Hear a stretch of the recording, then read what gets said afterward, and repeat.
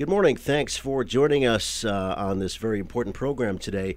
I'm Tom Conklin, and what we're talking about today is protecting the elderly from financial abuse. And it's a very important topic. And joining me on the program this morning, I have three guests in the studio. First of all, we have Paul Gentile. He's the CEO of the Cooperative Credit Union Association. Good morning, Paul.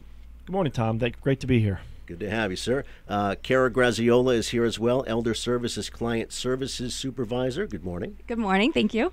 And we also have Cindy Shogri-Raymer here, who's the Director of Community Development at Greylock Federal Credit Union. Good morning. Good morning. Thank you. This is a pleasure being here today. Well, I'm really happy that we can have you guys out today because this is a very important topic and one that is becoming increasingly difficult to deal with the advent of the internet and social media and things like that. So first of all, I don't know who wants to start. Paul, I guess you want to talk about how big this problem is and what it is exactly. Sure. Unfortunately, Tom, elder financial abuse is a big problem in our country. It's about $30 billion in fraud a year, and that's probably low because a lot of it goes unreported. Sometimes people are embarrassed to come forward with their stories about what happened. But elder financial abuse is basically when an elder gets taken advantage of from someone and gets access to their funds, whether willingly or unwillingly. You have fraudsters that do the typical scams, calling, say they won the lottery, things like that. But you also have the more, harder ones to deal with, where family members are actually part of the fraud of the elder. So it's a real challenging problem to deal with. Our elders are vulnerable in a lot of ways.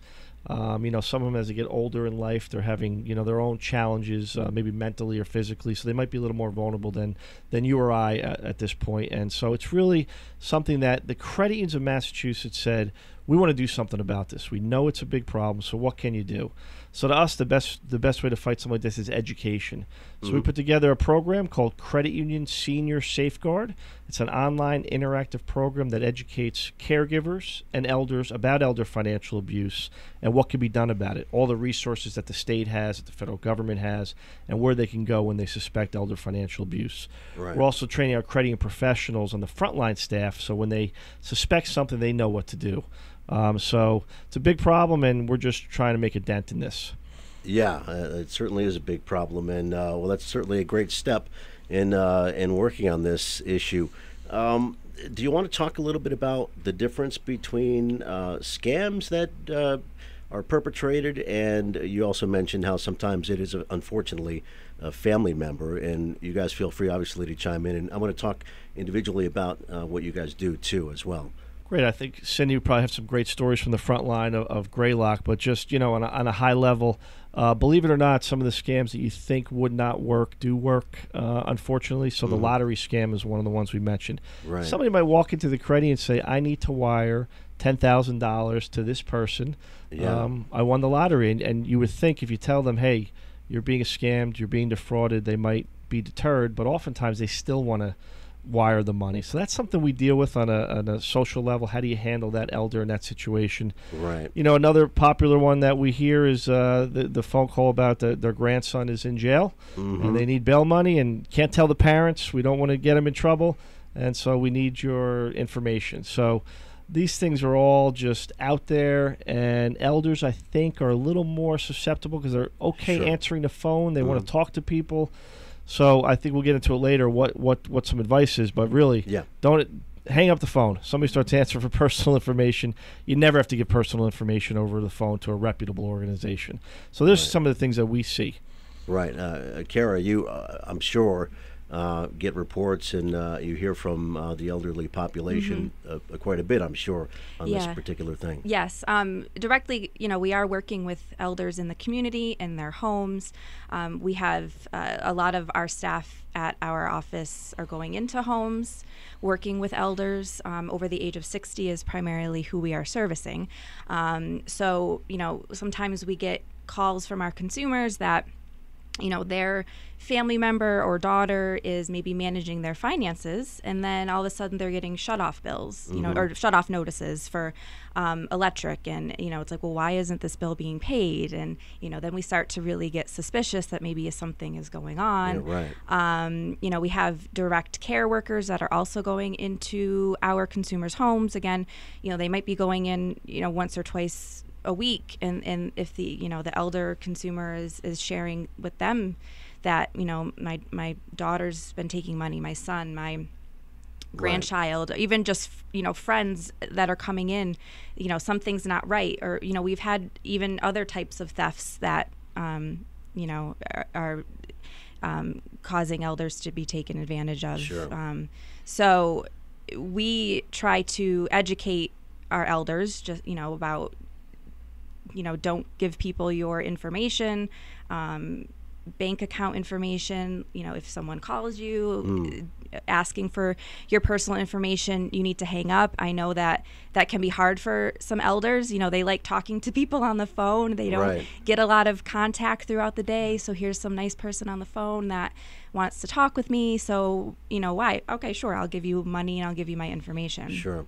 Some of these folks can be pretty slick, too, with trying to get that information out of you, making normal conversation, I'm sure, and kind of slipping in, oh, by the way, what's this and what's that, and just little bits of information. Yeah, and we have a lot of elders in the community with dementia and with memory issues, and they may not really understand what's being asked, or if they're hard of hearing, they may not really know what is being asked, and they may give information out that they shouldn't be. Yeah. So, and we do get a lot of calls, because I think people in Berkshire County hear Elder Services of Berkshire County, so we're kind of the go-to place to at least initially call when there is a concern from someone about some financial exploitation. And it is sad. A lot of it is families that are taking advantage of their grandparent, parent. We've seen, unfortunately, a lot of issues with siblings who are now fighting over, mom and dad's income and finances, and I want this, you want that, and, siblings calling and saying, my sister took, money from my mom, and, so it's a lot.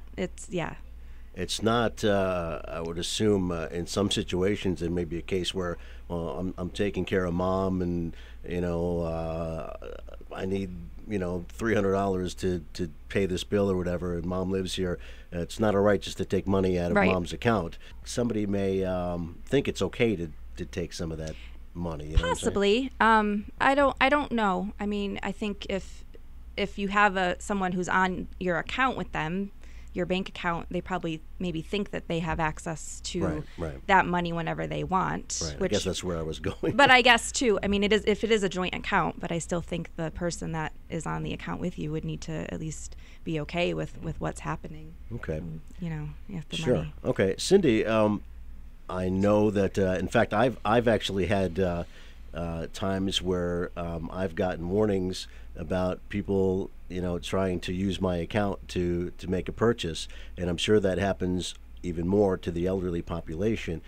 So the folks at Greylock, I'm assuming, are very well trained in how to deal with this and how to see warning signs, maybe? Absolutely.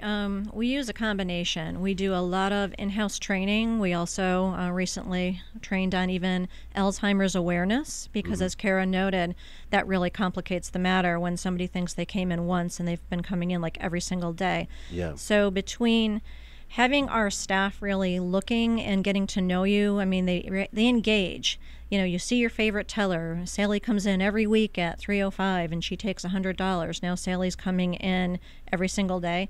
So there's patterns, and we also have like algorithms on our core where we run to look for different patterns. So our risk management department, because I was in operational risk for 7 years, we look at different patterns of people and it pops alerts. And then we do reach out, we call, we check, we research. Is this legitimate? Is this a normal behavior?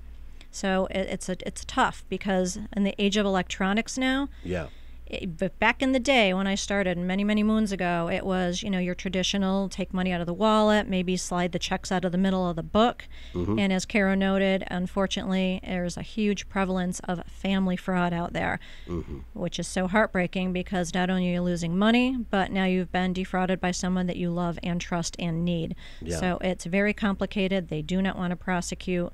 So even Paul said so much of this goes unreported. The numbers he gave were mind-blowing, but I'm going to tell you it's probably double that.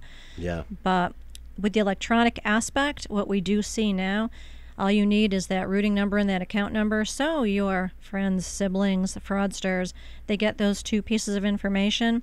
Now suddenly you're not only paying your cable bill as an elder, you're paying somebody else's. There's things going through and purchases. When I see different trips and purchases out of places that there's no way that this particular person went to, even had the means or desire to do, those kind of pop. And those are where you need to really investigate and say, did you actually approve this or do this? This is sort of for everybody, I guess. Now with things like social media, Facebook, and other ways to contact people and to be in touch, and it's another way that these folks can get a hold of the elderly population and get information from them. Do you guys see that with social media, the problem is growing? It's grown Does it affect it? exponentially, Yeah. especially like with grandparent scam. You have Facebook, you have Twitter, you have all these different places that people access, and a lot of people don't know how to protect and actually shut down their information, or they overshare. So now a fraudster can just queue up your name, and if you've got pictures, oh, here's my grandson, and you state the name, and you've got pictures of houses. I mean, we've actually conducted this in Risk where we've just researched people through social media. We can tell you where they work, the name of their pets, the name of their kids. So if you really want to call somebody, especially on the phone with an elderly person, you can sound like their best friend in the world because you're going to be able to share all this personal information that they're going to think is unique, but theoretically the whole world can see it because it's on social media, it's being openly shared, and now it's being used against you. It's very dangerous out there to overshare. For sure. We're talking this morning with Paul Gentile, Kara Graziola, and Cindy Shogri-Raymer about protecting the elderly from financial abuse, a problem that is growing very large in this country. And how do we prevent this, guys? I mean, what can we do? I know you have a program you want to talk about. Yeah, I just, one thing I wanted to mention is, a lot doesn't get done in Washington, D.C. these days, right? Yeah. But we did have something happen that was pretty good earlier this year. There was a bill passed as part of a bigger bill called the Senior Safe Act. And what it does is it gives financial institutions a little more ability to, if they suspect financial fraud, to take action. But prior to that, you could be, liable or, have some legal ramifications. But now our credit unions are empowered to maybe be a little more proactive. So that's a good thing. Yeah. I'd also note the Commonwealth of Massachusetts, the Division of Banks here that regulates all the credit unions and the banks, they've made this one of their priorities. So they've put together a lot of great information for the institutions to use to look out for elder financial abuse and what they can do. And they're very helpful from the regulatory standpoint. If you suspect something, they will help in getting the right people involved. Obviously, the local folks that Kara represents, they're probably the best because locally that's where people trust, that's where they go to. So I think that's all great. So there's a lot of resources out there. The key is, do people know about those resources? That's one of the reasons we started Credit Union Senior Safeguard, and we're going to be promoting it on the airwaves, on television, and print ads. We want people to know that it's out there so they can find more information about it. Right. But again, we said this earlier, one of the great things for elders to know is, that you should not be giving personal information over the phone. Don't feel bad about hanging up on people. And, getting onto an account as a joint account holder, that's a really big deal. Once you get on somebody's account as a joint account holder, you really have the ability to make just about any type of transaction. So something like that, that's a major thing that, they have to know that they're giving access to really their funds from here on out. So all those things have to be looked at. What are some of the warning signs, I guess? Say an elder is talking to somebody on the phone what can start to give it away to them that maybe they're being scammed or being taken advantage of? One of the real critical things, especially working at a financial institution, we never, ever are going to ask you for your PIN number. And that one is rampant. We We'll never ask that. We have no access. And we're not also going to ask you your account number. So when the fraudsters, oh, what is your account number? Where do you bank? And we have your account number. If you called me, I know your name, I know your account number. I'm not going to ask you to give that to me when I already have it, and there is no way any of our staff would even want to risk any implication by asking for a PIN number. It's not necessary. So getting those critical pieces of information, as soon as you do that with the technology that's out there, they can go out immediately and create a piece of plastic with a little magnetic strip on the back, and now they have access to your accounts. They can go to any ATM virtually anywhere in the world that's, services, Visa, MasterCard, American Express. They have the access. So the scamming that we're seeing, yes, a lot of it is local. Yes, a lot of it is your friends, family, neighbors. But then at, the big national levels with, the different breaches out there and all the information on the dark web, it is so easy from a technological standpoint to just pull these funds out now.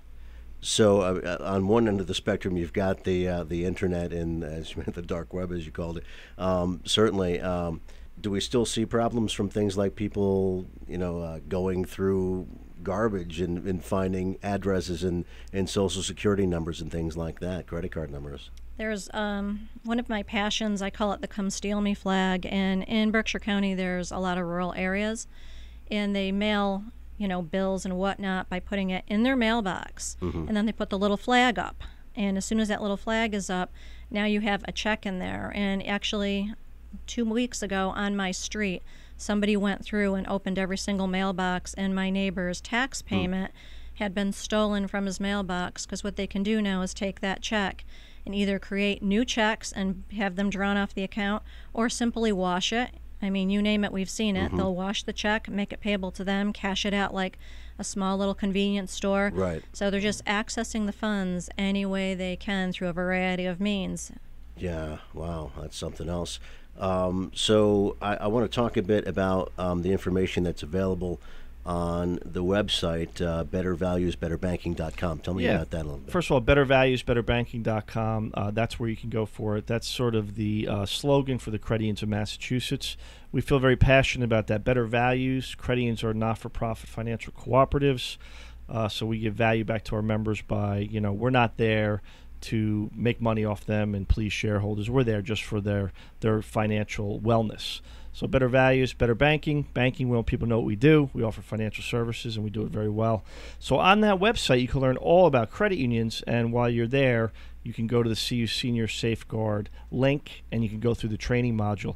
Very interesting training module. It takes a little over an hour, but a senior can do it, or a caregiver, in snippets. It's broken up into different modules. Okay. So each module is about 10 to 12 minutes, so you can do it at your pace. It asks questions at the end, so you can know if you really digested the information. And the big thing is, so it gives a lot of great information on awareness, but also at the end there's all links to things where agencies and local places that you can go to get support. So it's just a great awareness tool. And we're also hoping just by spreading this word that maybe, and this is high hopes, maybe some fraudsters will think twice that people are out there trying to stop this thing. And that, credit unions, we're really steeling ourselves to make sure that we're looking at all the right things to protect our elders. So education's so important. That's what credit unions really believe in, financial education. It's funny, we've always spent our time on financial literacy with the young kids. We do a lot of programs in schools. True. But, as we've seen this bubble up, we said we have to shift some of our focus to the elder population that's very vulnerable. Yeah, for sure. And it's good to know that there are, like I said, there's a number of resources you can go to, that being one of them, the website, and also elder services, and also your local credit union people that work there can certainly help you if you suspect anything is going on. Yeah, we encourage, please talk with us. I mean, even with checks, we have a system called True Checks, because there's so many scams now where you get a check if you're selling something where it's over the amount, and now they want you to send the money back that's over and above what they sent you, and that check itself is no good. So if that check has popped anywhere in the system that's linked to that, we'll get you an answer immediately and let you know that this check is no good. We'll take it, because unfortunately, if the folks do negotiate that check, they then become liable, which is so heartbreaking because they work so hard for their money. Sure. So you mentioned before about people maybe not wanting to come forward because it's a family member and they don't want to, they're embarrassed maybe, or they don't want to get that person in trouble. I'm assuming there are situations where maybe somebody could be either blackmailed or being threatened, is another reason why they may not come forward. And what would they do in that case? Yeah, that I mean, that can get tricky. You know, we would try to work with that elder and see if we can get them alone and try to, you know, say, is your whoever family member, whoever might be taking money from you, are they threatening you? But again, it is really difficult. They don't want to press charges against family. You know, they'll say, well, it's my daughter, she needs money. What you know, and they're not understanding that, you know, what's happening is that your daughter's really doing something wrong and doing, you know, that money isn't hers, or, you know, whoever's taking it from you. We also, if we get reports of financial exploitation, we have to file a report with Adult Protective Services. We do have the local agency is Berkshire Elder Protective Services, so we would also get them involved to investigate what's going on. Okay. Yeah. Are there certain preventative measures that elders and also their loved ones can take to avoid these situations? Like we said, just the educational factor. It's okay to hang up. Please look at your statements. Question, you know, go to the people that you trust. Question if you have any checks or anything that's unusual on your statement. Come to your financial institution.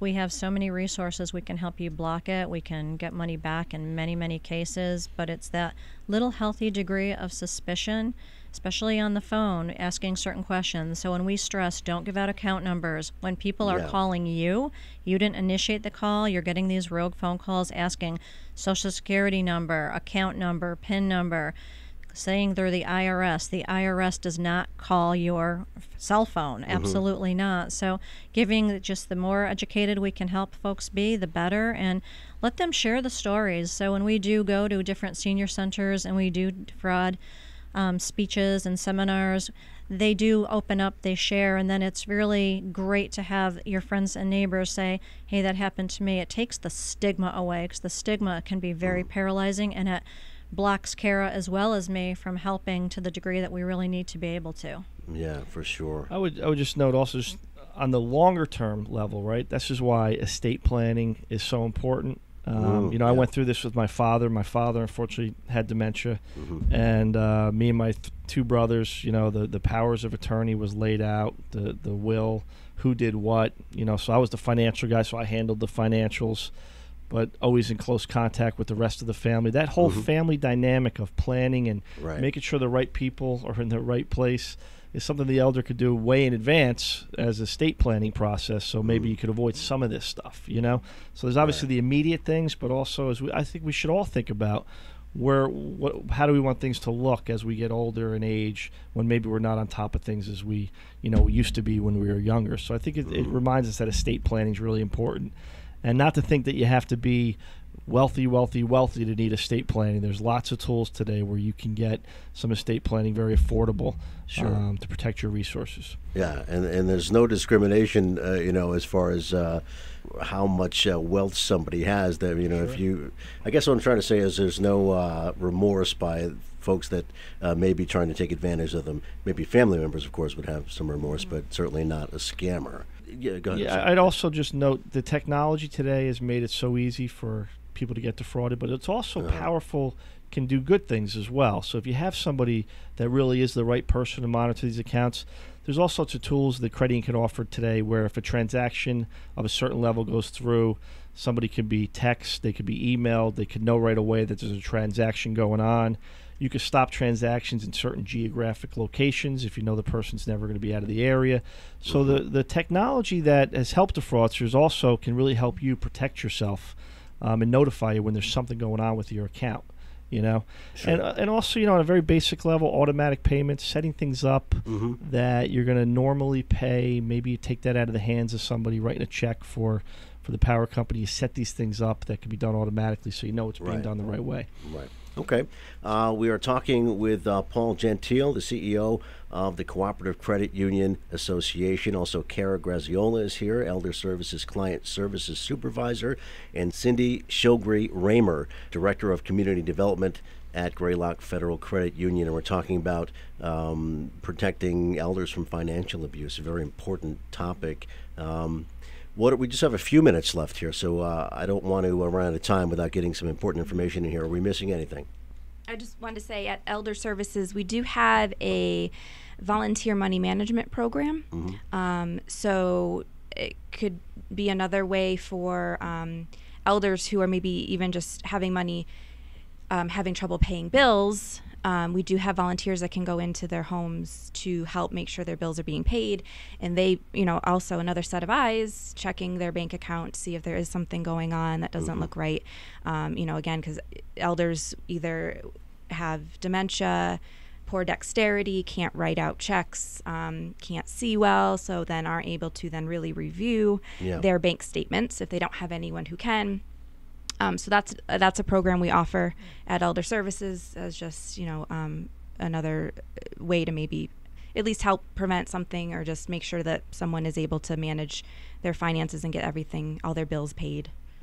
Cindy, anything you want to add? I've actually recommended that service, and then when I deal with more egregious cases and I'm with Elder Protective Services, they actually do have representative payee setups that are out there where they have been vetted by the company and they will be able to manage the bills for you, so that way you are protected. Your bills and everything are being paid by somebody that's fully certified. They are your rep payee, and they're keeping an eye on everything, and they do have access to your statements. So we in the financial institutions can work with them to check into anything, look at statements, and really help dispute anything that needs to be done. So we definitely do cross referrals to our partners in the community. Okay, and that's a good thing. Paul? Yeah, just want to remind everybody, Better Values, BetterBanking.com. That's where you can go on and see CU Senior Safeguard. And not just for the elder. They're caregivers, people in their family who want to understand the different ramifications of all this. That's out there. It's free. It's great. It's interactive. And, the other thing I would note is it's good to see that our regulators and our authorities and Congress are really focused on this issue now. So I think the fraudsters out there, they're going to do what they do, but there's a lot more penalties today, and people are really focused on this, and there's a lot of ways to track things down. So I think the country itself is waking up in the right areas. We just have to keep educating. Sure. There's a lot of help out there, a lot of resources you can go to. Of course, the website that Paul just mentioned, by the way, we will keep that on hand here in case somebody didn't get a chance to jot it down or forgets. You can certainly ask me, and I will make sure you get that website. Certainly contact Elder Services. And of course, Greylock Federal Credit Union or your bank, whoever your banking is, whoever your financial institution is, they're there, to help you. So, contact them. Guys, thank you so much for being here today. This is really informative. Great. Thanks so much. All right. So, Paul Gentile, thank you so much. Kara Graziola and Cindy Shogri-Raymer, we really appreciate your time here today on this very important topic of protecting the elderly from financial abuse. I'm Tom Conklin. We're going to have to wrap it up for now. Thank you so much for joining us today. We'll talk to you again. Thank you.